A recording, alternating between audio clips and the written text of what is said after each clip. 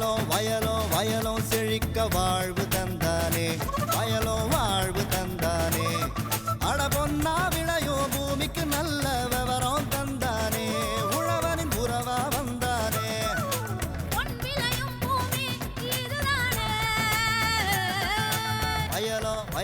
வயலும் செழிக்க வாழ்வு தந்தானே, வயலும் வாழ்வு தந்தானே. அட பொன்னா விளையும் பூமிக்கு நல்ல விவரம் தந்தானே, உழவனின் உறவா வந்தானே. தந்தன தந்தன தர தந்தானே, மண்வள பொங்கிட துணை வந்தானே. தந்தன தந்தன தர தந்தானே, மண்வள பொங்கிட துணை வந்தானே. வேளாண் பெருமக்களுக்கு அன்பு வணக்கம். இன்றைய பொன் விளையும் பூமி நிகழ்ச்சியில் முதலில் வருவது வேளாண் செய்திகள், வேளாண் ஆலோசனை நேரம், வேளாண் சந்தை நிலவரம், வேளாண் வானிலை, வேளாண் தொழில்நுட்பம். இன்றைய வேளாண் தொழில்நுட்ப பகுதியில் சிவகங்கை மாவட்டத்தில் மேற்கொள்ளப்படும் ஒருங்கிணைந்த நீர்வழி பகுதி மேம்பாட்டு முகமை திட்ட செயல்பாடுகளை விவரிக்கிறார் இம்மாவட்டத்தின் வேளாண்மை துறையின் துணை இயக்குனர் ஏ செல்வபாண்டி அவர்கள். இனி வருவது வேளாண் செய்திகள்.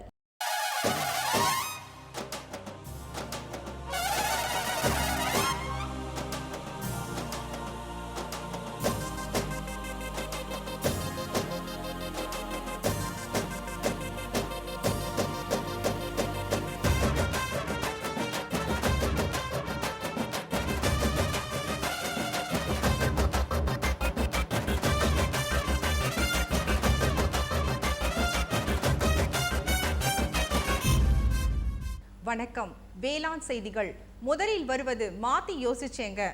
நுண்ணீர் பாசனத்தில் பப்பாளி சாகுபடி செய்யும் விருதுநகர் மாவட்டம் கோவில்பட்டி வேளாண்மையாளர் கே ராமசாமி தரும் அனுபவ தகவல்கள்.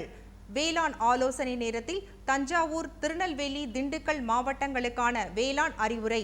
தொடர்ந்து இன்றைய கால்நடை பகுதியில் கறவை மாடு வகைகள். தொடர்ந்து வேளாண் சந்தையில் வேளாண் ஒழுங்குமுறை விற்பனை கூடங்களில் வேளாண் விளைபொருட்களின் விலை நிலவரம். கரூர் மாவட்டம் பள்ளப்பட்டி உழவர் சந்தையில் காய்கறிகளின் இன்றைய விலை நிலவரம்.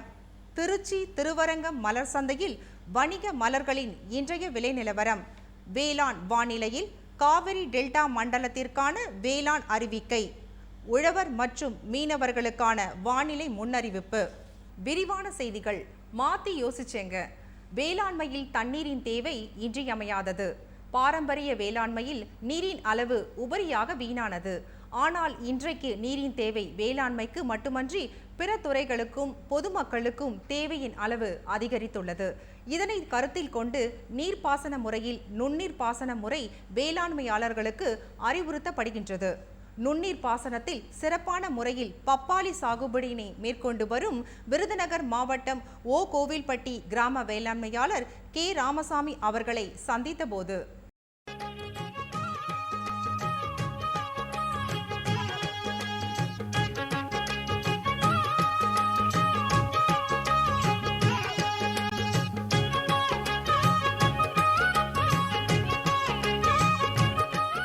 பரம்பரையாக விவசாய குடும்பத்தில் பிறந்தவன்.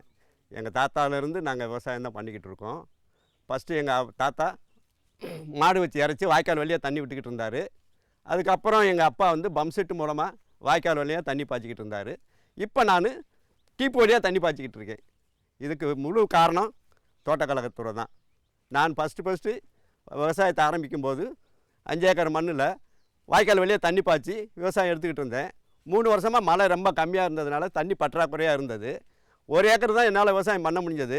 என்னோடய நிலம் வந்து மணல் கண்ணில் தான் செம்மண்.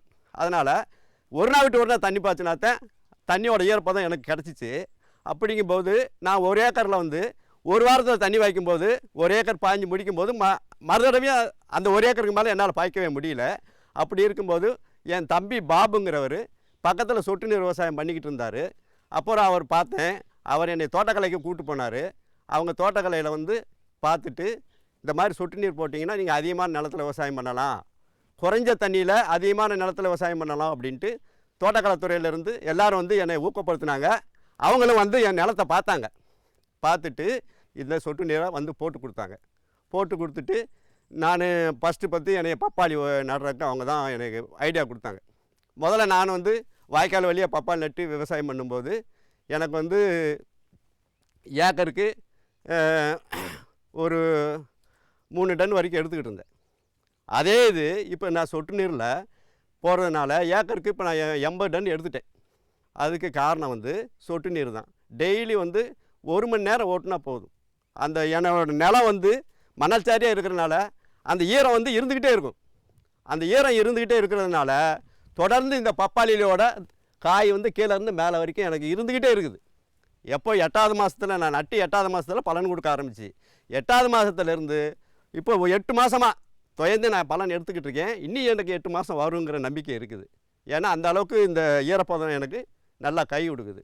1 ஏக்கரில் நான் விவசாயம் பண்ணுறேன். இப்போ 3 ஏக்கர் விவசாயம் பண்ணிகிட்ருக்கேன். சொட்டு நீர் பாசனத்தில் வந்து இப்போ தண்ணி பாஞ்சிக்கிட்டு இருக்குது. இது வந்து நம்ம சொட்டு நீர் போடுறதுனால டெய்லி வந்து தண்ணி பாய்ச்சறதுக்கு கூலி ஆள் தேவையில்லை. ஒரு ஆள் கூலி ஆளுன்னா நாங்கள் 400 ரூபா சம்பளம் கொடுக்கணும். அப்போ வாரத்துக்கு 2 தண்ணி விட்டால் ஒரு வாரத்துக்கு 800 ரூபா சம்பளம் கொடுக்கணும். அது மிச்சம் ஆயிடுது. ரெண்டாவது உரம் வைக்கணும்னா கூட நாங்கள் ட்ரிப் இரிகேஷன்லேயே உரம் கொடுத்துட்றோம். இந்த சொட்டு நீர்லேயே உரம் கொடுக்குறோம். அதனால் உரம் வைக்கிற செலவு கம்மியாகுது. உரம் வேஸ்ட் ஆகாமல் நேரடியாக மரத்துக்கு கிடைக்குது. அந்த உரமானது அதிகமான தண்ணி விட்டோம்னா நிலத்துக்கு கீழே போயிடும். நம்ம வைக்கிற உரத்தில் 3/4 கீழே போயிடும். ஆனால் ட்ரிப்பில் கொடுக்கும்போது அந்த உரம் வந்து நேரடியாக கிடைக்கிறதுனால செடியோட வளர்ச்சி வந்து நல்லா முழு உரத்தை எடுத்து நல்லா வளர்ச்சி இருக்கும். அதனால் பலனும் அதிகம் நல்லா கிடைக்கும். அந்த பலனையும் நாங்கள் இப்போ அனுபவிச்சுக்கிட்டு தான் இருக்கிறோம். இதை வச்சு இந்த வெள்ளாமை நல்லா வர்றதை பார்த்து இப்போது நான் புதுசாக வேறு ஒரு 3 ஏக்கர் இதே ட்ரிப் இரிகேஷனில் பப்பாளி நட்டியிருக்கிறேன். 1 மாதம் ஆகுது. ட்ரிப் இரிகேஷனில் இந்த பாருங்கள், தண்ணி எங்கே விழுகுதோ அந்த சொட்டு வழியாக சொட்டாக விழுவும். அப்படி டைரெக்டாக வந்து இந்த நிலம் வந்து தண்ணி வந்து வேஸ்ட்டாகி கீழேயும் போகாமல் உரத்தோட தண்ணி வந்து மரம் நேராக எடுத்துக்கிறது. அதனால் தண்ணியும் வேஸ்ட் ஆகாது, களையும் கட்டுப்படும். களை வந்து அந்த தண்ணி விழுந்த இடத்துல மட்டும் அந்த இருக்கனால மற்ற இடத்துல களையும் வளராது, கூலியும் குறையும். பப்பாளி வந்து நான் நட்டினது வந்து ரெட் லேடி ரகம். இது வந்து ரெட் லேடி ரகம். இதான் இப்போயும் 3 ஏக்கர் 3 ஏக்கர் ரெட் லேடி தான் நட்டியிருக்கிறேன். தோட்டக்கலைத்துறையிலேருந்து பண்ண சொன்னதுனால நான் ட்ரிப் இரிகேஷன் போட்டு பண்ணுறதுனால விவசாயத்தை வந்து பகுதி நேரமாக செஞ்சுக்கிட்டு இருந்தேன். எனக்கு வந்து தீப்பெட்டி ரைஸ் மில்லெல்லாம் இருக்குது.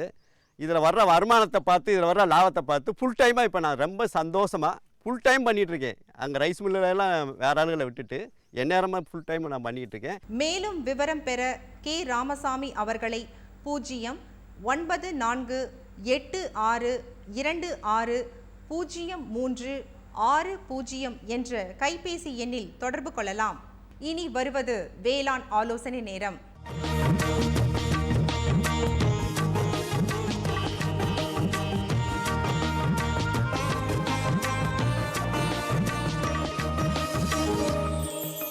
இன்றைய வேளாண் ஆலோசனை நேரத்தில் தஞ்சாவூர், திருநெல்வேலி, திண்டுக்கல் ஆகிய மாவட்டங்களுக்கான வேளாண் அறிவுரை. தஞ்சாவூர் மாவட்ட வேளாண்மையாளர்களுக்கான வேளாண் அறிவுரை. மானாவாரி நிலக்கடலையில் மகசூலை அதிகரிக்க 1 ஏக்கருக்கு 160 கிலோ ஜிப்சத்தை 40 முதல் 60 நாட்களுக்குள் மண்ணில் ஈரப்பதம் இருக்கும்போது இட வேண்டும். உளுந்து விதைகளை அறுவடை செய்து சுமார் 9 முதல் 10% ஈரப்பதம் வரும் வரை காய வைத்து சேமிப்பின் போது பூச்சி தாக்காமல் இருக்க 100 கிலோ விதையுடன் 1 லிட்டர் வேப்ப எண்ணெய் அல்லது ஊக்குவிக்கப்பட்ட களிமண்ணை கலந்து சேமிக்கலாம். அடுத்த 5 நாட்களுக்கு வறண்ட வானிலையை எதிர்பார்க்கப்படுவதால் சாகுபடி செய்யப்பட்டுள்ள கரும்பு, எள், நெல் தரிசு பருத்திக்கு சீராக நீர் பாய்ச்சவும். திருநெல்வேலி மாவட்ட வேளாண்மையாளர்களுக்கான வேளாண் அறிவுரை. முக்கிய பயிர்களாக சோளம், மக்காச்சோளம், மிளகாய், மாங்காய், கரும்பு. வரும் தினங்களில் வறண்ட வானிலையை எதிர்பார்க்கப்படுவதால் மிளகாயில் முதிர்ந்த பழங்களை அறுவடை செய்து அவற்றை 12% ஈரப்பதத்திற்கு உலர்த்தி பாதுகாப்பாக சேமிக்கவும். மாமரத்தில் பூக்களின் எண்ணிக்கையை அதிகரிக்க 1 லிட்டர் தண்ணீருக்கு urea 5 gram, potassium nitrate 5 gram என்ற அளவிலும், NAA என்ற வளர்ச்சி ஊக்கியை 20 கிராம் என்ற அளவிலும் தெளிக்கலாம். மேலும் மாம்பிஞ்சு கடுகு அளவில் இருக்கும்போது பொட்டாசியம் நைட்ரேட் 20 கிராம் என்ற அளவில் தெளிக்கலாம்.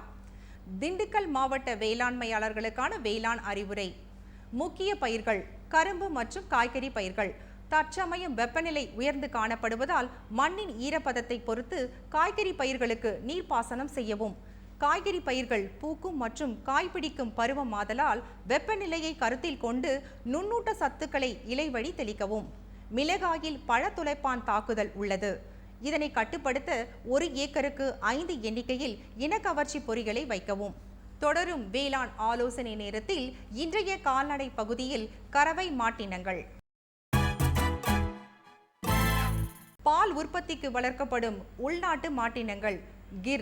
கிர் பசு மாட்டினம் தேசன், குஜராத்தி, கத்தியவாரி, சோர்தி மற்றும் சூரத்தி போன்ற பெயர்களிலும் அறியப்படுகிறது. இவ்வின மாட்டினங்கள் பால் உற்பத்தி 1200 முதல் 1800 கிலோவாகும். முதல் முறை கன்று ஈனும் வயது சராசரியாக 45 முதல் 54 மாதங்களாகவும், கன்றுகள் ஈனுவதற்கான இடைவெளி சராசரியாக 515 முதல் 600 நாட்களாக இருக்கும். சிவப்பு சிந்தி. இவ்வினம் சிவப்பு கராச்சி மற்றும் சிந்தி என்றும் அறியப்படுகிறது. இவை சிவப்பு நிறமாக காணப்படும். இவற்றின் உடல் அடர்ந்த சிவப்பு நிறம் முதல் வெளிரிய சிவப்பு நிறத்துடன் வெள்ளை நிற கோடுகளுடன் காணப்படும். இவ்வின மாடுகளின் பால் உற்பத்தி சராசரியாக 1100 முதல் 2600 கிலோவாக இருக்கிறது. முதல் முறை கன்று ஈனும் வயது சராசரியாக 39 முதல் 50 மாதங்களாகவும், கன்று ஈனும் இடைவெளி சராசரியாக 425 முதல் 540 நாட்களாகவும் இருக்கும். சாகிவால். சாகிவால் மாட்டினம் தற்பொழுது பாகிஸ்தானில் உள்ள மாண்டிகோ மேரி மாவட்டத்தில் இருந்து தோன்றியது. இவற்றின் தோல் சிவப்பு அல்லது பழுப்பு நிறத்துடன் அல்லது வெளிரிய சிவப்பு நிறத்துடன் சில சமயங்களில் வெள்ளை திட்டுக்களுடன் காணப்படும். இம்மாட்டினங்களின் சராசரி பால் உற்பத்தி 2725 முதல் 3175 கிலோவாகவும், பால் கறவை காலம் 300 நாட்களாகவும் இருக்கும். காங்கேயம். இம்மாட்டினங்கள் தமிழ்நாட்டின் ஈரோடு, கோயம்புத்தூர் மாவட்டங்களில் உள்ள காங்கேயம், தாராபுரம், பெருந்துறை, பவானி, ஈரோடு மற்றும் கோபிச்செட்டிப்பாளையம் வட்டங்களில் ஒரு பகுதியிலிருந்து தோன்றியவை. பிறக்கும்போது இம்மாட்டினங்களின் தோல் சிவப்பு நிறமாக இருந்து பின் 6 மாத வயதில் சாம்பல் நிறமாக மாறிவிடும். பசுமாடுகள் சாம்பல் மற்றும் வெள்ளை நிறத்துடன் காணப்படும். ஆனால் இவ்வினத்தினை சேர்ந்த சில மாடுகள் சிவப்பு, கருப்பு, பழுப்பு மற்றும் பல நிறங்கள் கலந்த கலவையுடன் கூடிய தோலினை கொண்டிருக்கும். பர்கூர். ஈரோடு மாவட்டத்தின் பர்கூர் மலையினை சுற்றியுள்ள பகுதிகளில் இம்மாட்டினம் காணப்படுகிறது. பர்கூர் மாட்டினங்களின் தோல் பழுப்பு நிறத்தில் வெள்ளை நிற திட்டுக்களுடன் காணப்படும். சில சமயங்களில் வெள்ளை மற்றும் அடர்த்தியான பழுப்பு நிறங்களிலும் இம்மாட்டினங்கள் காணப்படும். நன்கு அமைந்த உடற்கட்டுடன் நடுத்தர அளவில் இம்மாட்டினங்கள் காணப்படும். உம்பலாச்சேரி. இம்மாட்டினங்கள் ஜாதி மாடு, மொட்டை மாடு, மோலை மாடு மற்றும் தெற்கத்தி மாடு என்றும் அழைக்கப்படுகின்றன. இவை தமிழ்நாட்டின் தஞ்சாவூர், திருவாரூர் மற்றும் நாகப்பட்டினம் மாவட்டங்களில் காணப்படுகின்றன. உம்பலாச்சேரி இனத்தினை சேர்ந்த கன்றுகள் பிறக்கும்போது பொதுவாக சிவப்பு அல்லது பழுப்பு நிறத்துடன் இருப்பதுடன் அவற்றின் முகம், வால் மற்றும் கால்களில் வெள்ளை நிற திட்டுக்கள் காணப்படும். புலிக்குளம். இம்மாட்டினங்கள் தமிழ்நாட்டின் கோயம்புத்தூர் மற்றும் சேலம் மாவட்டங்களிலும் கர்நாடக மாநிலத்தின் பெங்களூர் மாவட்டத்திலும் காணப்படுகின்றன. புலிக்குளம் ஆலம்பாடி காளைகள் அடர்ந்த சாம்பல் நிறத்துடன் கருப்பு நிறமாக காணப்படுகின்றன. பசுமாடுகள் சாம்பல் நிறத்துடனோ அல்லது வெள்ளை நிறத்துடனோ காணப்படும். மேலும் விவரங்கள் பெற agritech.tnau.ac.in என்ற இணையதளத்தில் காணலாம். விளம்பர இடைவேளைக்கு பிறகு வேளாண் செய்திகள் தொடரும்.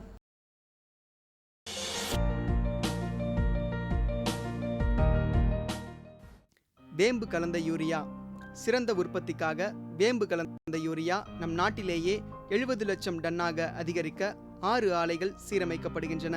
FCIL-இன் கோரக்பூர், சித்ரி, தல்ச்சர் மற்றும் ராமகுண்டம் ஆலைகள், HFCL-இன் பரௌனி மற்றும் BVFCL-இன் நாமருல் போர்ட் ஆகியன. பழம் நழுவி பாலில் விழுந்தது போல இப்பொழுது நம் நாட்டிலேயே வேம்பு கலந்த யூரியா உற்பத்தி செய்யப்படும். இதனால் விவசாயிகளுக்கு நன்மையே விளையும். 10% வரை தானிய உற்பத்தி அதிகரிக்கும். மண்ணில் 10 to 15% நைட்ரஜன் திறன் அதிகரிக்கும். சிறந்த உற்பத்திக்கு வேம்பு கலந்த யூரியா.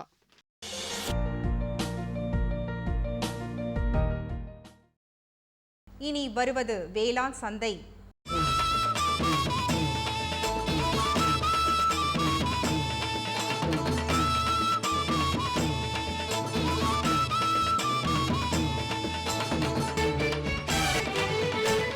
தமிழ்நாட்டில் உள்ள வேளாண் ஒழுங்குமுறை விற்பனை கூடங்களில் வேளாண் விளைபொருட்களின் இன்றைய குறைந்தபட்ச மற்றும் அதிகபட்ச விலை நிலவரம். நெல் இதர ரகம் அச்சிறு பாக்கத்தில் குறைந்தபட்ச விலையாக 970 ரூபாய்க்கும் அதிகபட்ச விலையாக 1061 ரூபாய்க்கும், பன்ரோ ட்ரீயில் குறைந்தபட்சமாகவும் அதிகபட்சமாகவும் 1073 ரூபாய்க்கும், நெல் ஏ பொன்னி சிங்கம்புணரியில் குறைந்தபட்ச விலையாக 1575 ரூபாய்க்கும் அதிகபட்சமாக 1610க்கும், மானாமதுரையில் குறைந்தபட்ச விலையாக 1450 ரூபாய்க்கும் அதிகபட்சமாக 1500 ரூபாய்க்கும், புலி தர்மபுரியில் குறைந்தபட்ச விலையாக 4700 ரூபாய்க்கும் அதிகபட்சமாக 4900 ரூபாய்க்கும், பாப்பாரப்பட்டியில் குறைந்தபட்ச விலையாக 5450 ரூபாய்க்கும் அதிகபட்ச விலையாக 5550 ரூபாய்க்கும், தேங்காய் இதர ரகம் ஊத்தங்கரையில் குறைந்தபட்ச விலையாக 3900 ரூபாய்க்கும் அதிகபட்சமாக 4000 ரூபாய்க்கும், ஓமலூரில் குறைந்தபட்ச விலையாக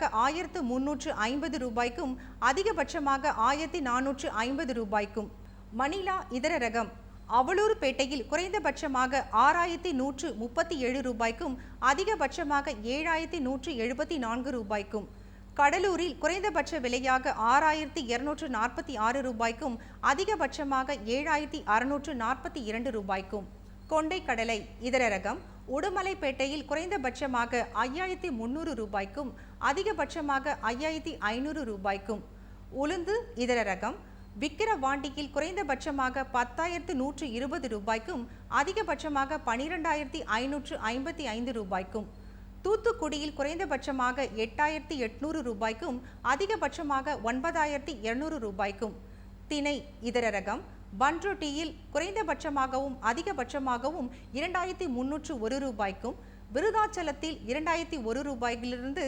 2069 ரூபாய்க்கும், காய்ந்த மிளகாய் இதர ரகம் கொளத்தூரில் குறைந்தபட்ச விலையாக 10,000 ரூபாய்க்கும் அதிகபட்சமாக 12,500 ரூபாய்க்கும், வேலூரில் குறைந்தபட்ச விலையாக 13,660 ரூபாய்க்கும் அதிகபட்சமாக 14,200 ரூபாய்க்கும், மஞ்சள் விரலி கோயம்புத்தூரில் குறைந்தபட்ச விலையாக 9,000 ரூபாய்க்கும் அதிகபட்சமாக 10,099 ரூபாய்க்கும், கரூரில் குறைந்தபட்ச விலையாக 8,100 ரூபாய்க்கும் அதிகபட்சமாக 8,500 ரூபாய்க்கும் விற்பனை செய்யப்பட்டது. கரூர் மாவட்டம் பல்லப்பட்டி உழவர் சந்தையில் காய்கறிகளின் இன்றைய விலை நிலவரம்.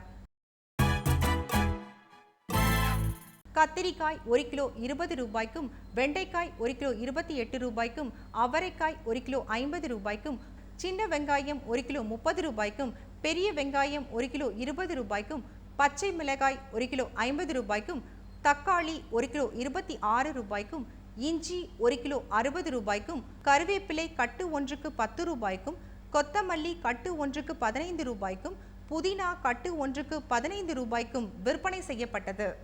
திருச்சி திருவரங்கம் மலர் சந்தையில் வணிக மலர்களின் இன்றைய விலை நிலவரம்.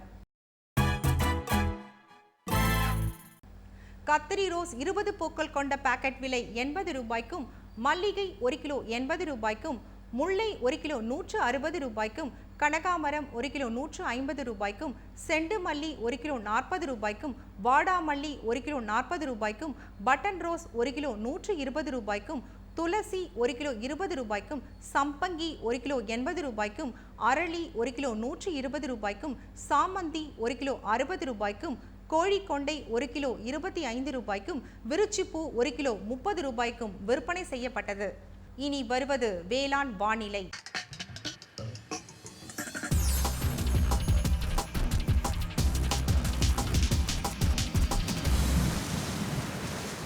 இன்றைய வேளாண் வானிலையில் காவிரி டெல்டா மண்டல மாவட்டங்களான திருச்சி, பெரம்பலூர், கரூர், தஞ்சை, திருவாரூர், நாகப்பட்டினம், அரியலூர் ஆகிய மாவட்டங்களில் காற்றின் வெப்பநிலை அதிகபட்சமாக 37.5 டிகிரி செல்சியஸாகவும் குறைந்தபட்சமாக 27.2 டிகிரி செல்சியஸாகவும், காற்றின் ஒப்பு ஈரப்பதம் 52.8%, காற்றின் வேகம் மணிக்கு 2.9 கிலோமீட்டராகவும், மண்ணின் ஈரப்பதம் 15 சென்டிமீட்டர் ஆழத்தில் 29.1%, மண்ணின் வெப்பநிலை 15 சென்டிமீட்டர் ஆழத்தில் 27.6 டிகிரி செல்சியஸாகவும், மழை அளவு 1.9 மில்லிமீட்டராகவும், சூரிய கதிர்வீச்சு 420.8 கலோரி பர் சென்டிமீட்டர் ஸ்கொயராகவும், வளிமண்டல அழுத்தம் 1001.2 ஹெக்டா பாஸ்கல் அளவாகவும், இலையின் ஈரப்பதம் மணிக்கு 1.2 இருந்தது. வானிலை முன்னறிவிப்பு. உழவர்களுக்கான வானிலை முன்னறிவிப்பு. தமிழ்நாட்டின் தென் மாவட்டங்களான சிவகங்கை, ராமநாதபுரம், தூத்துக்குடி, திருநெல்வேலி, கன்னியாகுமரி, விருதுநகர், தேனி, திண்டுக்கல், மதுரை ஆகிய மாவட்டங்களில் ஓரிரு இடங்களில் மழை அல்லது இடியுடன் கூடிய மழை பெய்யக்கூடும். இதர மாவட்டங்களில் வறண்ட வானிலையே காணப்படும். மீனவர்களுக்கான வானிலை முன்னறிவிப்பு. தமிழ்நாடு மற்றும் புதுச்சேரி ஆகிய மாநிலங்களில் உள்ள கடலோர மாவட்டங்கள் மற்றும் மீனவர்களுக்கு எச்சரிக்கை எதுவும் இல்லை. இத்துடன் இன்றைய வேளாண் செய்திகள் நிறைவடைந்தன. வணக்கம். இந்தாங்க, வேற ஏதாவது? போதும். அட, இது என்னப்பா இவ்வளவு குறைவா ரசாயனம் வருமா? விவசாயத்தை விட போறீங்களா? விவசாயத்தை இல்ல, அறியாமைய விடுறேன். மண் பரிசோதனை செஞ்சேன். இனிமே அண்ணே எத்தனை அவசியமோ அத்தனை உரம் தான் நிலத்துல போடுவேன். ஆமா விவசாய சகோதரர்களே, இன்றே உங்கள் மாவட்டத்தின் அருகில் உள்ள மண் பரிசோதனை கூடத்தில் உங்கள் மண்ணை பரிசோதியுங்கள். மண் சத்து, ஈரப்பதம், செடி வளர்ச்சியை சரிபார்த்து அவசியத்திற்கு ஏற்றவாறு மட்டுமே சத்துக்களை போடுங்கள். மேலும் சல்பர், ஜிங்க் மற்றும் போரான் போன்ற நுண்சத்துக்களையும் சரிபார்க்க மறவாதீர்கள். ரசாயன உரம் மற்றும் ஆர்கானிக் உரத்தை சரியான முறையில் பயன்படுத்தி நிலவளத்தை பராமரியுங்கள். உற்பத்தியை பெருக்குங்கள், செலவை குறையுங்கள், அந்நிய செலாவணியை சேமிக்க உதவிடுங்கள். கூடவே மெதுவான வேகத்தில் நைட்ரஜனை அளிக்கும் உரங்கள், அதாவது வேம்பு தடவிய யூரியா போன்றவற்றை பயன்படுத்துங்கள். யூரியாவை இலைகளின் மேல் தெளியுங்கள். ஆஹா, நீ நெசமாவே புத்திசாலி ஆயிட்டப்பா. மேலும் விவரங்களுக்கு தொடர்பு கொள்ளவும் மாவட்ட வேளாண் அதிகாரி அல்லது விவசாயி கால் சென்டரை.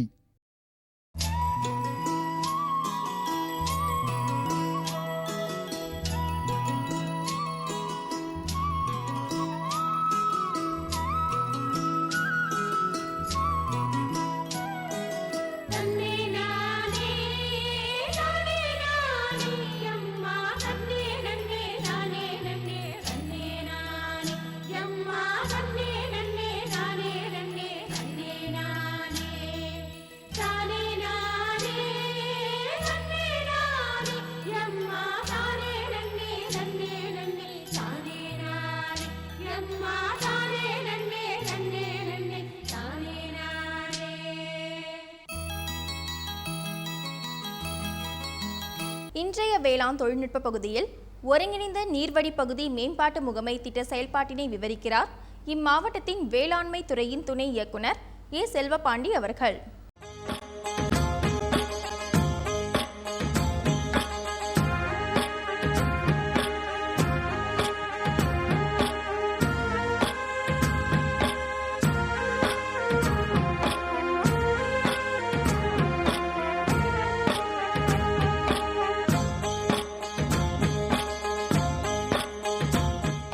சிவகங்கை மாவட்ட நீர்வழி பகுதியில் பணியாற்றுகிறேன். இந்த மாவட்ட நீர்வழி பகுதி மேம்பாட்டு முறை மூலமாக ஒருங்கிணைந்த நீர்வழி பகுதி மேலாண்மை திட்டம் செயல்படுத்தப்பட்டு வருகிறது. இந்த திட்டம் 2009-10 ஆண்டு முதல் செயல்படுத்தி வருகிறது. 7 வட்டாரங்களில் 75 நீர்வழி பகுதிகளில் இந்த திட்டம் செயல்படுத்தி வருகிறது. இதோட முக்கிய நோக்கம் என்னென்னா, நீர் வளம், நில வளம், மனித வளம் இதை காக்கிறது தான் அதோட முக்கிய நோக்கம். இப்போ நம்ம இருக்கிறது குருந்தப்பட்டு நீர்வழி பகுதியில் இருக்கோம். இந்த சேந்த நீர்தல் கம்மா வாரத்துக்கால சீரமைத்து கொடுத்துருக்கோம். இதுக்கு செலவு வெறும் 77,000 தான் செலவாயிருக்கு. 360 மீட்டர் நீளத்தில் இதை செயல்படுத்தியிருக்கோம். இதனால் 28 ஏக்கர் பயன்பட்டுருக்கு. இன்னும் தண்ணீர் மீத தண்ணி இருக்குது. இதை வச்சு ஒரு கோடை பருவத்தில் பயிர் வகைகளை கூட பயன்படுத்தலாம். இந்த திட்டத்தின் மூலமாக இந்த மாவட்டத்தில் இதுவரை 1667 பண்ணைக்குட்டைகள், 220 கிலோமீட்டருக்கு இந்த மாதிரி வரத்துக்காலுக்கு சீரமைத்து கொடுத்துருக்கோம். அதுபோக ஊரணிகள், கால்நடை குட்டைகள்லாம் அமைச்சு கொடுத்துருக்கோம். மேலும் பயிர்களை பயிர் செயல்வழக்கங்கள், பழத்தோட்டம் அமைக்கிறது, இந்த மாதிரி இதுன்றோம். சுய உதவிகளுக்கு கடன் கொடுத்து அவங்களுக்கு வாழ்வாதாரத்தை பெருக்கிறதுக்கு உதவி செய்கிறோம். இந்த திட்டம் மிக முக்கியமான திட்டம். மக்கள் ரொம்ப ஆதரவு பெற்றிருக்கு. இந்த திட்டத்தினால் இந்த மாவட்டத்தில் நீர்வளத்தை மேம்படுத்தியிருக்கோம். மக்களுடைய வாழ்வாதாரம் பெருகிருக்கு. அதாவது நீர்வழி பகுதி ஒவ்வொரு நீர்வழி பகுதியிலேயே ஒரு நீர்வழி குழு செயல்பட்டு வருது. அந்த குழுவுடைய தீர்மானத்தின் அடிப்படையில் தான் இந்த பணிகள் செயல்பட்டு வருகிறது. இந்த திட்டத்துடைய தலைவர் மாவட்ட ஆட்சித்தலைவர். இந்த தீர்மானத்தின் அடிப்படையில் மாவட்ட ஆட்சித்தலைவர் அனுமதி பெற்று இந்த பணிகள் நடைபெற்று வருகிறது.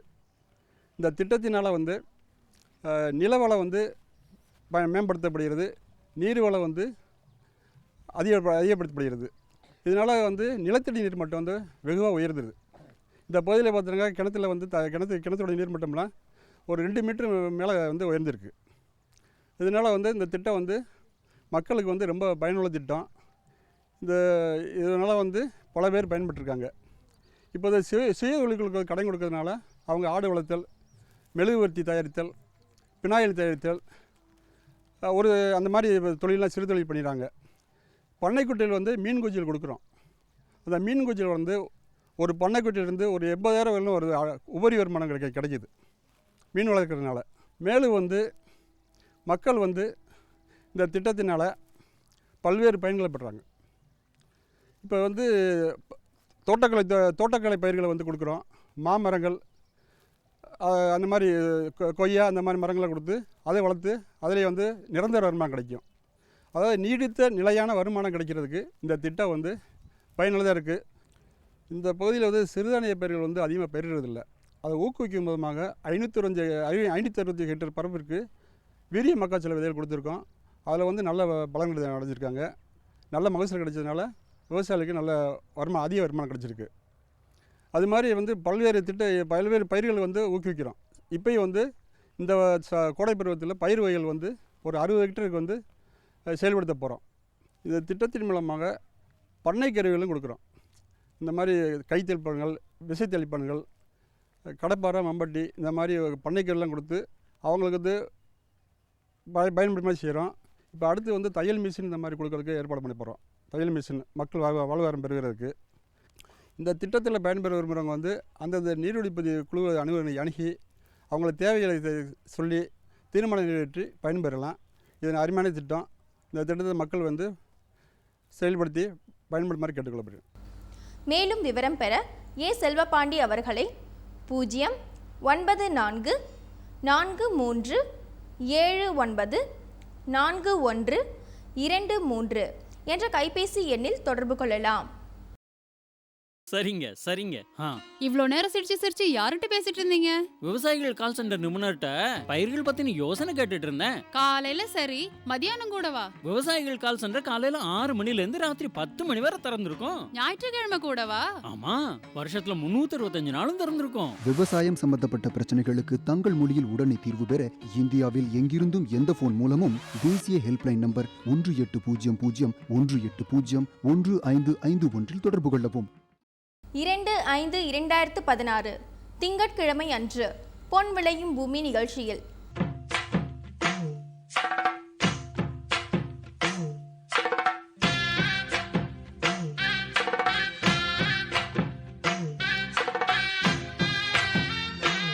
மாத்தி யோசிச்சேங்க. சம்பங்கி சாகுபடியில் நிலப்போர்வை அமைத்து பயன்பெற்று வரும் விருதுநகர் மாவட்ட அம்மாப்பட்டி வேளாண்மையாளர் வி கிருபாகரன் தரும் செய்தி. வேளாண் ஆலோசனை நேரம். வேலூர், கடலூர், பெரம்பலூர் ஆகிய மாவட்டங்களுக்கான வேளாண் அறிவுரை. வேளாண் தொழில்நுட்ப பகுதியில் மிளகாய் சாகுபடியில் கடைபிடிக்க வேண்டிய தொழில்நுட்பங்கள் குறித்து குன்றக்குடி வேளாண் அறிவியல் நிலையத்தின் பேராசிரியர் மற்றும் தலைவர் முனைவர் எஸ் செந்தில்குமரன் அவர்கள் தரும் விளக்கம் ஆகியன இடம்பெறும். நேயர்களே, இன்றைய நிகழ்ச்சியில் இடம்பெற்ற அனைத்து பகுதிகளும் உங்களுக்கு மிகவும் பயனுள்ளதாக அமையும் என்று நம்புகிறோம். பொன் விளையும் பூமி நிகழ்ச்சியினை நீங்கள் இணையதளத்தின் வழியாகவும் பார்க்கலாம். எங்களின் இணையதள முகவரி www.youtube.com/user/agriculture-chennai மற்றும் www.ddpodigai.org.in. ட்விட்டர் மற்றும் ஃபேஸ்புக் ஆகிய சமூக வலைத்தளங்களில் அக்ரிடிடி சென்னை என்ற முகவரியில் பார்த்து பயன்பெறலாம். உங்களது கருத்துக்கள் மற்றும் ஆலோசனைகள் வரவேற்கப்படுகின்றன. அனுப்ப வேண்டிய மின்னஞ்சல் முகவரி ddagri05chennai@gmail.com. வேளாண்மை குறித்த விவரங்களை பெற www.farmer.gov.in என்ற இணையதளத்திலும் 1800-180-1551 என்ற தொலைபேசி எண்ணிலும் தொடர்பு கொள்ளலாம். மீண்டும் அடுத்த பொன் விளையும் பூமி நிகழ்ச்சியில் சந்திப்போம். நன்றி, வணக்கம்.